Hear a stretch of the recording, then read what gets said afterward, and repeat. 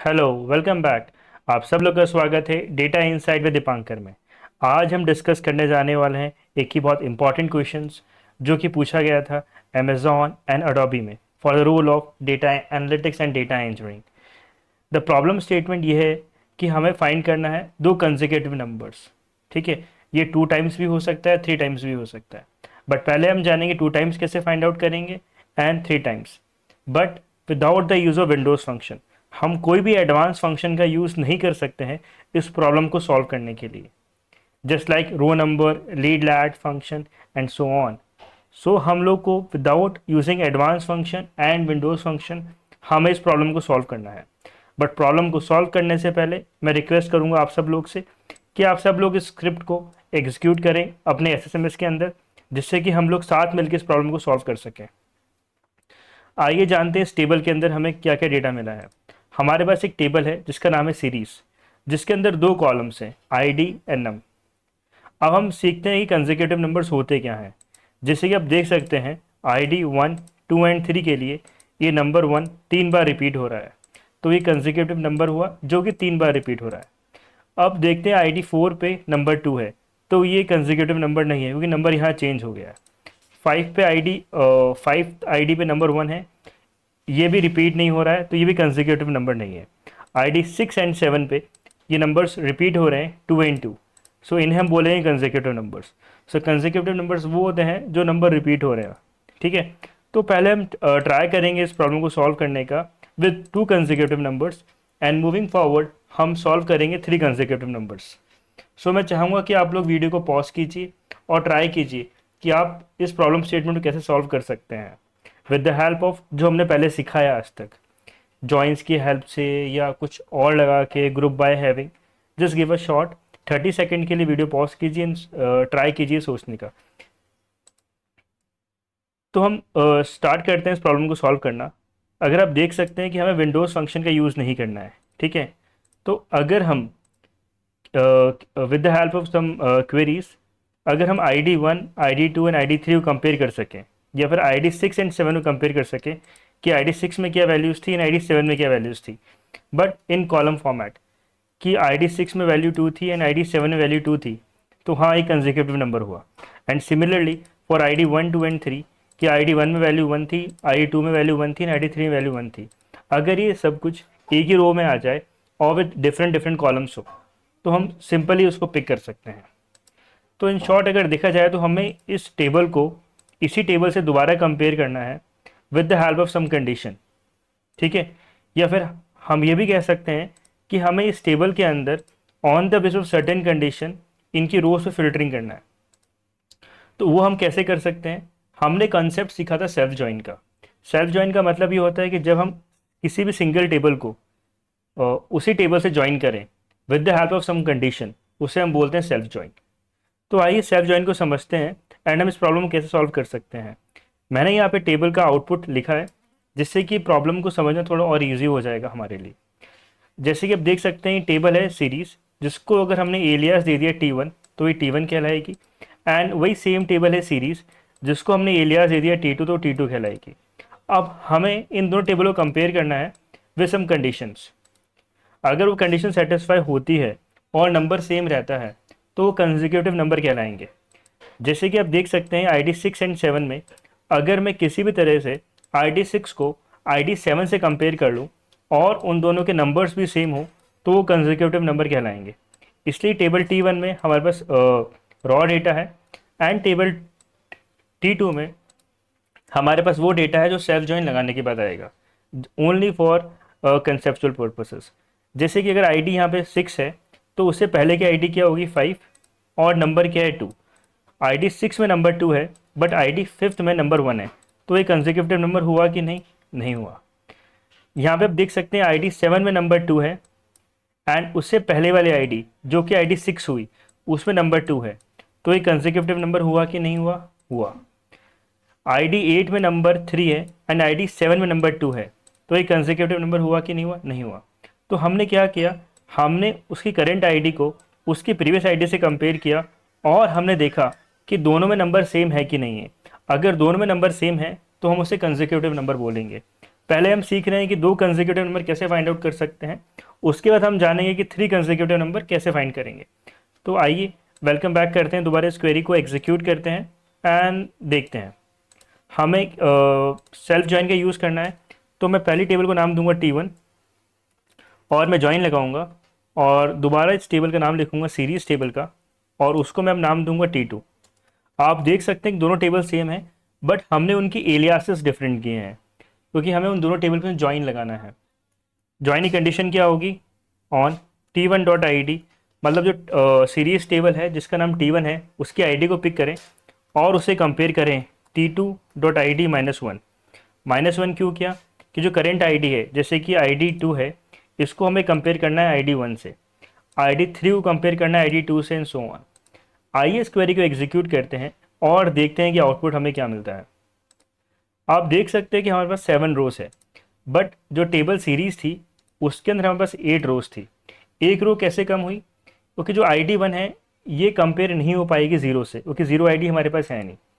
ठीक है, अब देखते हैं हम, यहाँ पे ID1 है, इससे हमने कंपेयर किया ID2 से और ID1 पे वैल्यू कितनी थी 1 एंड ID2 पे वैल्यू कितनी थी 1। सिमिलरली ID2 को हमने कंपेयर किया ID3 से एंड दोनों की वैल्यू क्या थी 1 1। ये 3 क्यों मैच किया इससे, क्योंकि यहाँ पे हमने कंडीशन डाली है T2 डॉट आई डी -1। सो यहाँ पे ये 3 नहीं बट ये 2 है और ये 2 नहीं, यहाँ 1 है। हमें फाइंड करना है 2 कंसेक्यूटिव नंबर्स, 3 नहीं। तो यहाँ पे आप देख सकते हैं फिफ्थ की ID फिफ्थ की वैल्यू क्या थी 1 एंड सिक्स की वैल्यू कितनी थी 2। तो ये कंसेक्यूटिव नंबर हुए कि नहीं हुए, नहीं हुए। अब आते हैं हम सिक्स पे, सिक्स की वैल्यू कितनी थी 2 एंड 7 की वैल्यू कितनी थी 2। तो ये कंसेक्यूटिव नंबर हुए एंड इनके नंबर भी सेम है। तो हमें क्या कंडीशन मिली कि अगर जो करंट जो आईडी है या करंट रो है, अगर वो सेम हो उसकी प्रीवियस रो से, ठीक है, एंड अगर उनका नंबर मतलब करंट नंबर वो सेम हो प्रीवियस नंबर से, तो हम उसे कंसेक्यूटिव नंबर बोल सकते हैं। हमने इसको तो सीक्वल के स्क्रिप्ट में लिख दिया T1 dot I D equals to T2 dot I D -1। अब हमें ये लिखते हैं कि करंट नंबर सेम होना चाहिए प्रीवियस नंबर से। हम यहाँ पे कंडीशन डालते हैं वेयर की, वेयर काम आता है डेटा को फिल्टर करने के लिए, where T1 dot number equals to T2 dot number. ठीक है, इसको एग्जीक्यूट करते हैं और देखते हैं। हमारे पास यहाँ पे 3 आउटपुट्स आए। जो 2 है ये 2 बार रिपीट हो रहा है ID6 एंड ID7 के लिए, तो ये कंसेक्यूटिव नंबर हुआ एंड 1 भी हो रहा है, बट 1 3 टाइम्स रिपीट हो रहा है। हम यहाँ पे क्या आउटपुट निकाल रहे हैं, जो नंबर 2 या 2 से ज़्यादा बार रिपीट हो रहा हो। ठीक है, तो अगर मुझे सिर्फ नंबर्स फाइंड करने हैं कि कौन से नंबर्स कंसेक्यूटिव हैं, तो मैं यहाँ पे लिखूँगा T1 डॉट नंबर और मुझे डिस्टिंक्ट नंबर चाहिए, तो उसके लिए मैं यूज़ करूँगा डिस्टिंक्ट कमांड। ठीक है, अब इसको एग्जीक्यूट करते हैं और देखते हैं।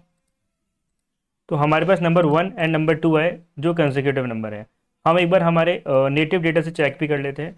यहाँ पे नंबर 1 2 बार रिपीट हो रहे हैं एंड नंबर 2 2 बार रिपीट हो रहे हैं।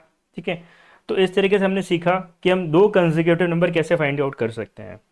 बट अब इसके थोड़े एडवांस वर्जन पे चलते हैं। अगर हमें फाइंड आउट करना हो 3 कंसेक्यूटिव नंबर, जैसे कि यहाँ पे 1 है, ये 3 टाइम्स रिपीट हो रहा है।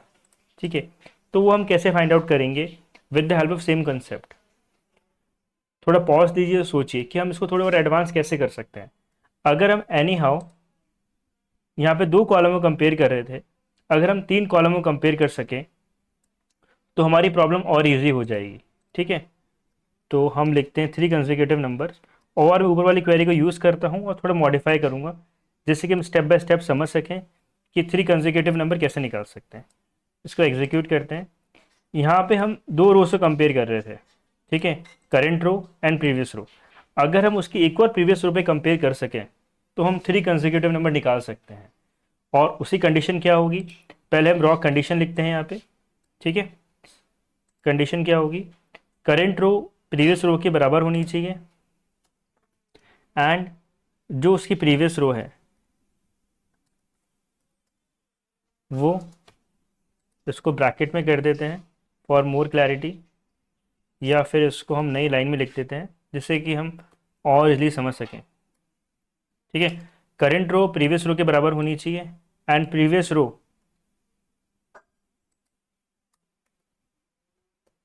प्रीवियस रो उसके भी प्रीवियस रो से बराबर होनी चाहिए, ठीक है, मतलब एक लेवल और,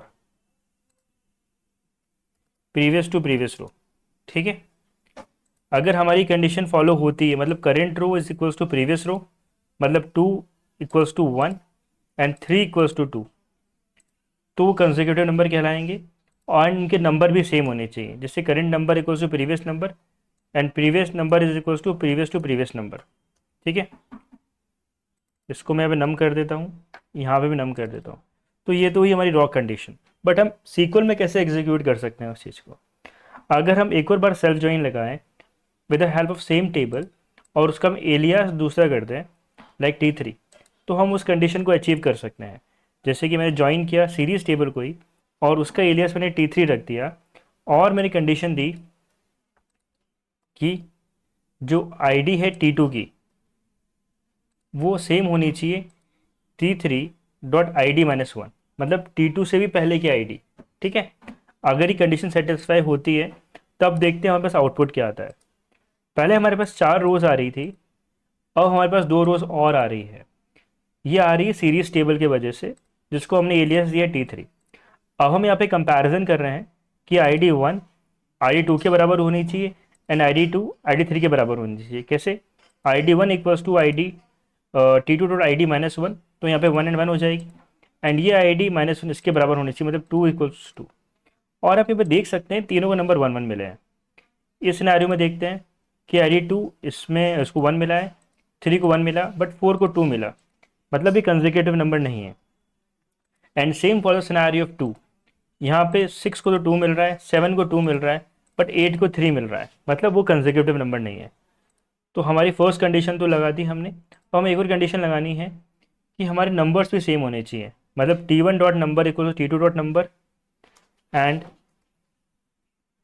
T2 dot number equals to T3 dot number. इससे हमारे जो अगर तीनों नंबर सेम है ना, तो वो यहाँ पे पॉपुलेट हो जाएंगे। इसको एग्जीक्यूट करते हैं। सिर्फ 1 ही नंबर है जो 3 बार रिपीट हो रहा है और कंसेक्यूटिवली, ठीक है। और हमें आउटपुट में क्या चाहिए? डिस्टिंक्ट नंबर,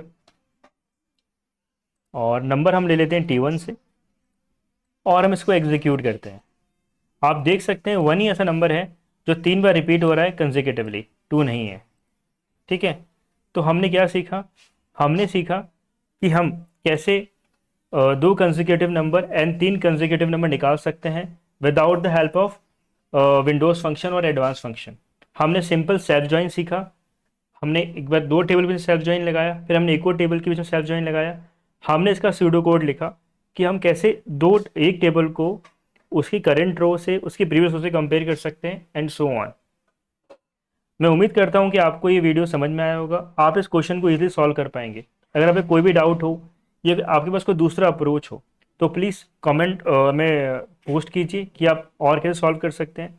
अगर ये वीडियो आपके लिए हेल्पफुल है और इंसाइटफुल है तो please like share and subscribe कीजिए among your friends. Thank you everyone, have a great day ahead.